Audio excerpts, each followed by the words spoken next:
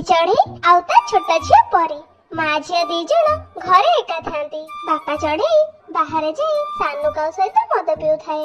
सानू सांगो काली तू पुणी आउ मद नहीं आसबो। पैसा कथा जमा चिंता करना, पैसा सब दबा दायित्व मोर। अरे अरे भाई मद कथा तो बिल्कुल चिंता करना, मद आनिबा दायित्व पूरा मोर। तू खाली पैसा नहीं आसबू, जमा चिंता करिबुनु। हां मामा पापा तो आगुरु केबे भी निशा पानी करनथले, हेले एबे एमिति से मद निशारे काहे की पड़ी रहउचंदी। झियो तो बापा खराब संगतरे पड़ी एमिति होउचंदी। तांकर गोटे बदमाश संग अछि, सेई सानू का ता सहित पड़ी कि तो बापा भी मद पिउचंदी। हेले मामा मते जमा भी भल लागोनी, जेमिति पारे सेमिति हो मो बापा को से मद निशारे बाहर करिवे। एमिति किछि दिन चली गला। किछि दिन परे टिकी चढ़ी रा झियो परी रा जन्मदिन आसी पहुंचिला। अरे अरे मो झियो रा आज जन्मदिन। मो झियो ता जन्मदिन रे ता बापा ठारो को गिफ्ट नबो? नहीं पापा मोर किछि भी दरकार नै। आहो ए वर्ष मो जन्मदिन भी पालन करनी। ओहो मो झियो कोन रागिछि मो उपरे? बाप रे बाप एते राग। जाउछि मो झियो पई बाजार भलो भलो जिंस सब किणी आणे। बापा चढ़ई परी को बहुत भल पाउथला। बापा चढ़ई ता झियर जन्मदिन सबुठारु स्पेशल करबा पई जन्मदिन को धूमधाम रे पाळिबा को चाहुथला। किछि समय पर बापा चढ़ई बाजार को गला। खेलना दुकान रो अनेक किछि खेलना नै के आसिला। मिठा दुकान रो किछि मिठा आ परी पई नुवा ड्रेस नुवा जोता मध्ये किणी के आनिला। बापा चढ़ई घरे आसी पहुंची देखे तो परी घरे नहीं। टिकी परी परी कोड जाईची? परी बापा परी तो नदी को गाधीबा पई जाईची, हेले के जानी कोन पे ए पछते से घर को आसे। तापर बापा चढ़ई व्यस्त होई झियो को खोजिबा पई नदी पाख को बाहरी गला। अधा रास्ता रे सानू का देखा हला। आसो आसो सांगो आसो आसो, मो पाखर तो आज मदर पूरा पेटीटा अछि। गोटा पेटी टेकी आनिछि, आमे दी जण मिसे पीबा।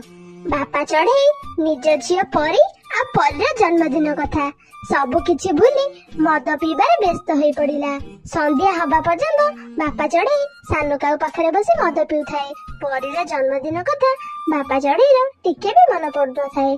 जेतेबेले संध्या हला बापा चढ़ई को हठात मन पड़िला आज ता झियर जन्मदिन। बापा चढ़ई आ टिके भी डेरी न करी सांगे सांगे नदी पाखकू परी पाखकू चली आसिला। परी झियो आज पा तो जन्मदिन, तू कौन मा जन्मदिन पालन करिबो नकी? ना पापा मोमा जन्मदिन पालन करिबेनी, जमा पालन करिबेनी। झियो कह तू मो पर काहे रागिचु? चल घर को एबे चल जिबा। तापरे बापा चढ़ई निज झियो को मनेबा पई सहाय्य मागिबा को पारा घर को गला। अरे सांग बंटी मो झियर आज जन्मदिन, हेले तार कौन हेछि के जानी से मो ऊपर भारी रागिछि आ जन्मदिन पालन करिबने बोली कहूची। अरे अरे सांग मु तो प्रथम थर सुनुची पिला माने निज निज जन्मदिन खूब हसे खुशी रे पालन करिथांती, हेले परी परीर कोन हे गला एमिति? अरे सांग मु मो झियो पई नुवा ड्रेस गिफ्ट सब किछि नै आसीची। एबे जा तू टिके ताकू मने कि नै चाल घर को। तापरे पारा परी को मनेबा पई उड़ी उड़ी परी पछ पछ जाई पहुंचिला। झियो परी तो बापा तते बहुत भल पाए, तू भी तो बापा को बहुत भल पाऊ, हेले जन्मदिन पालन करबा को तू तो बापा कथा राजी कोन पे होनु? ना मो पालन करिबेनी। पारा अंकल जाओ मो बापा को कहि देबो मो जन्मदिन पालन करिबेनी। काहे समस्त मो पछे पड़छ? नुआ नुआ ड्रेस नुआ चप्पल आ बहुत नुआ नुआ खेलना ए सब तो कहा को मिलेबा? ए सब हम परी को मिलेबा। परी मां राजी हे जा मां। हेले परी राजी न हेई सेठारो उड़ी चली गला। तापरे बापा चढ़ई मिठू सुआ पाखो को गला। मिठू भाई प्लीज मोर गोटे काम करि दे, मो झियो को टिके जन्मदिन पालन करबा पई ताको टिके राजी करे दे। तमे ही पारिबो मिठू भाई, जाओ परी को टिके बुझाओ कोन कहूची से। तापरे मिठू सुआ परी पाखो को गला आ परी को कहिला, परी झिया तू तो बापा कथा कोन मै माननु? ए दुनिया रे सब छोट छोट पक्षी माने तो निज निज जन्मदिन पालन करबा पई खूब उत्साहर सहित चाहि बसतांती, हेले तू कोन मै नुहे? जा परी ରାଜି ହେଇଯା। ନାଇଁ ମିଠୁ ଅଙ୍କଲ, ମୁଁ ନିଜକୁ ନିଜେ କଥା ଦେଇ ଦେଇଛି, ଏ ବର୍ଷ ମୋ ଜନ୍ମଦିନ ମୁଁ ଜମା ପାଳନ କରିବିନି। ପରେ କଣ ନୂଆ ଜୋତା ତତେ ଦରକାର ନାହିଁ କି?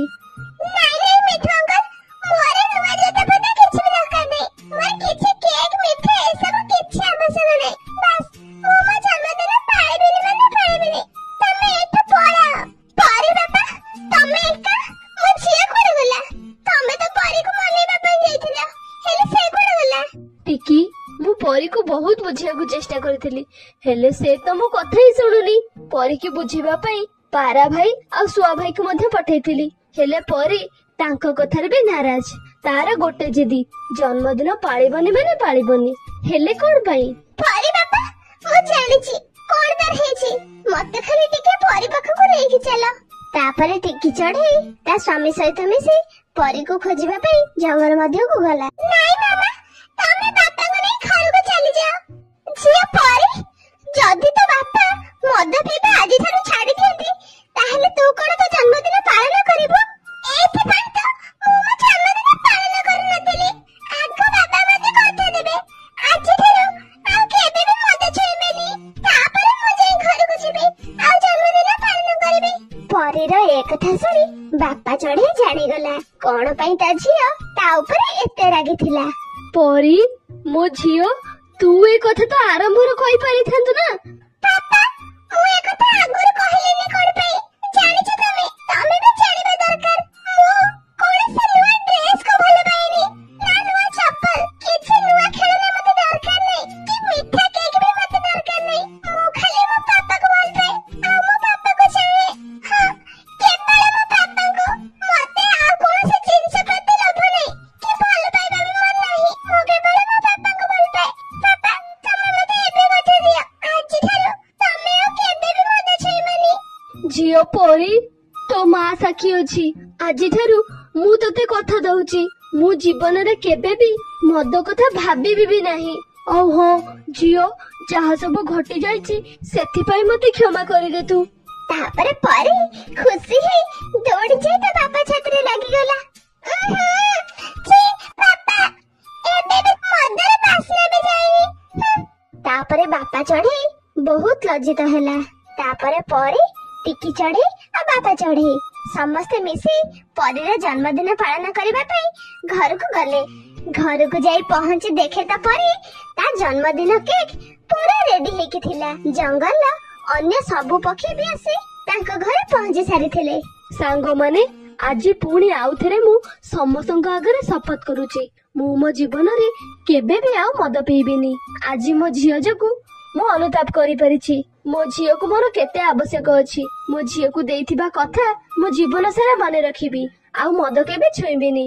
ସବୁ ପକ୍ଷୀମାନେ ବାପା ଚଢେଇର କଥା ଶୁଣି ଖୁସିରେ ତାଳି ମାରି ଉଠିଲେ।